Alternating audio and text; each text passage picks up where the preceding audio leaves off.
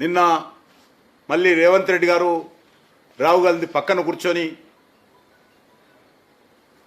Converted BC అంటారు.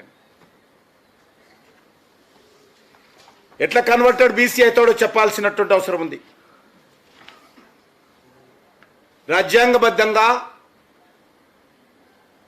ఒక ముఖ్యమంత్రి స్థాయిలో ఉన్నటువంటి వ్యక్తి మిడిమిడి జ్ఞానంతో, దుందుడుకు విధానంతో రాజకీయ లబ్ధి కోసం ఈరోజు కులాలను విమర్శించేటువంటి పరిస్థితి,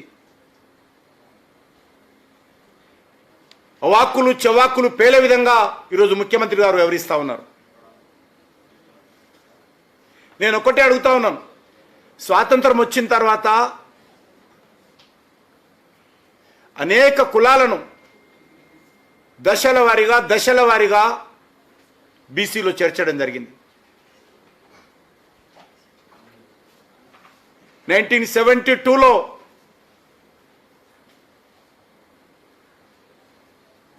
బంజారాలను, అంటే తెలంగాణలో లంబాడీలను ఎస్టీలో చేర్చడం జరిగింది. అంటే ఈరోజు లంబాడీలు కూడా కన్వర్టెడ్ ఎస్టీలా చెప్పాల్సినటువంటి అవసరం ఉంది.